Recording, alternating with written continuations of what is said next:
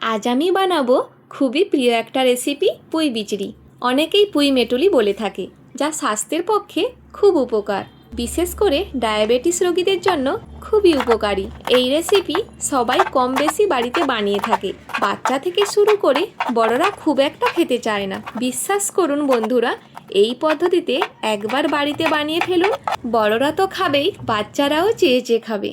এই রেসিপির জন্য 500 গ্রাম পুঁই বিচড়ি নিয়েছি আর দুটো মিডিয়াম সাইজের আলু নিয়েছি। পুঁই বিচড়ি ও আলুগুলো কেটে ধুয়ে নিয়েছি।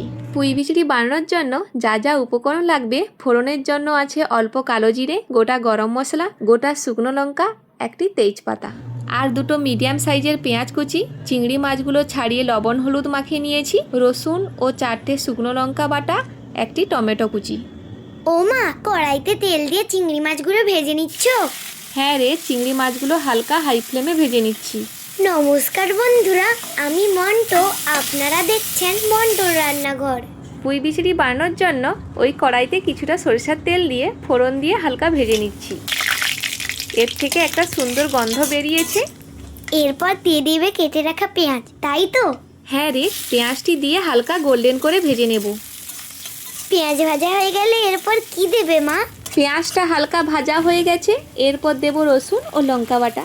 রসুন ও লঙ্কা বাটা একটু ভালো করে পেঁয়াজের সাথে কষিয়ে নেব, যতক্ষণের কাঁচা গন্ধ যাচ্ছে। ভালো করে কষিয়ে নিয়েছি, এর কাঁচা গন্ধও চলে গেছে। এরপর কেটে রাখা আলুগুলো দিয়ে মশলার সাথে একটু ভালো করে কষিয়ে নিচ্ছি। আলুগুলো আমি 4 কোনা করে কেটেছি, আপনারা চাইলে লম্বা লম্বা করেও কাটতে পারেন। আলুগুলো কিছুক্ষণ কষিয়ে নিয়েছি। এরপরেই কেটে রাখা পুঁই বিচড়ি দিয়ে তার ওপর পরিমাণ মতো লবণ, হাফ চা চামচ হলুদ, 1 চা চামচ কাশ্মীরি লঙ্কার গুঁড়ো, কেটে রাখা টমেটো ও ভাজা চিংড়ি মাছ দিয়ে ভালোভাবে মিশিয়ে নেব। ও মা, আমি এই চচ্চড়ি দিয়েই কিন্তু পুরো ভাত শেষ করব। আচ্ছা, দেখা যাবে। তো আমার প্রিয় বন্ধুরা, এখনো পর্যন্ত যারা যারা এই ছোট্ট বন্ধুর চ্যানেলটিতে সাবস্ক্রাইব করেননি, প্লিজ একটি লাইক করে চ্যানেলটিকে সাবস্ক্রাইব করে আমার পাশে থাকুন।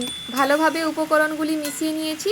এরপর ঢাকা লাগিয়ে গ্যাসটি মিডিয়াম টু লো ফ্লেম করে 5 থেকে 7 মিনিট মতো কুক হতে দেব। ফিরে এলাম 5 থেকে 7 মিনিট পরে। দেখো বন্ধুরা, সব কিছু প্রায় 80% মতো কুক হয়ে গেছে।